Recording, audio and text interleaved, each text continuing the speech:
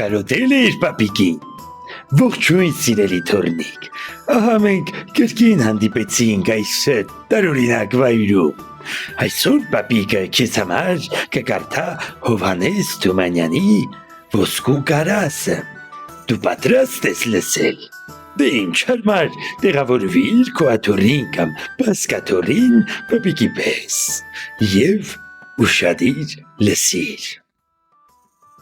Ոսկու կարասը։ Ես մեր ծերերից եմ լսել, մեր ծերերը իրենց պապերից, նրանց պապերն էլ իրենց մեծերից, թե մի ժամանակ մի աղքատ հողագործ է լինում, ունենում է մի օրավար հող ու մի լուծ եզ։ Ձմեռը այս աղքատ հողագործի եզները սատկում են, գարունքը վար ու ցանքի ժամանակը որ գալիս է, ես չի ունենում, թե վարի, հողը վարձով տալիս է իր հարևանին։ Այս հարևանը վարելու ժամանակ խոպը միտեղ դեմ է տալիս և դուրս է գալիս մի կարաս, մեջը լիքը ոսկի։ Եզները լցած թողնում է, վազում է գյուղ հողատիրոջ մոտ։ Հեյ, աչքդ լույս, ասում է, քո հողումը մի կարաս ոսկի դուրս եկավ, արի տար։ Չէ ախպեր, էդ իմը չի, պատասխանում է հողատերը, հողի վարձը դու տվել ես, դու վարում ես են հողումն էլ, ինչ դուրս գա քոնն է, ոսկի է դուրս եկել, թող ոսկի լինի, էլի քոնն է։ Սկսում են վիճել, սա ասում է քոնն է, նա ասում է քոնն է։ Վեճը տաքանում է, սկսում են իրար ծեծել, գնում են թագավորի մոտ գանգատ։ Թագավորը մի կարաս ոսկու անունը լսում է, թե չէ, աչքերը չորս է բացանում և ասում.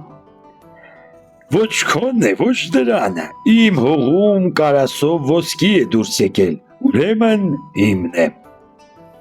Իր մարդկանցով գնում է, որ հանի, բերի, գնում է կարասի բերանը բացանել է տալիս, տեսնում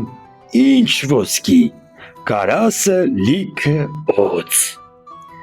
Զարհուրած ու կատաղած ետ է գալի, հրամայում է պատժեն անգետ ռանչպալներին, որ համարձակվել են իրեն խաբել։ Չէ, թագավորն ապրած կենա, գոռում են խեղճերը, մեզ ինչու է սպանում, լավ չես տեսել, օձ չկա այնտեղ, ոսկի է, ոսկի։ Թագավորը նոր մարդիկ է ուղարկում, որ գնան ստուգեն։ Մարդիկը գնում են, ետ են գալի, թե ճշմարիտ ոսկի է։ Հա, զարմանում է թագավորը, ասում է, երևի լավ չտեսա, կամ տեսածս են կարասը չէր, վեր է կենում, մինել է գնում։ Կարասը բաց է անում, դարձյալ մեջը լիքը օձ։ Էս ինչ հրաշք է, ինչ միտք ունի, չեն հասկանում։ Թագավորը հրամայում է, հավաքում է իր երկրի իմաստուններին և ասում. բացատրեցեք, ասում է, ով իմաստուններ, ինչ հրաշք է սա։ Այս հողագործները իրենց հողում կարասով ոսկի են գտել։ Ես եմ գնում, կարասը լիքը օձ է դառնում։ Սրանք են գնում, ոսկի։ Էս ինչ կնշանակի։ Դրա բացատրությունն էս է, թագավոր, եթե չես բարկանալ, ասում են իմաստունները, կասենք, կարասով ոսկին աղքատ հողագործներին պարգև է, ղրկած իրենց ազնվության ու արդար աշխատանքի համար,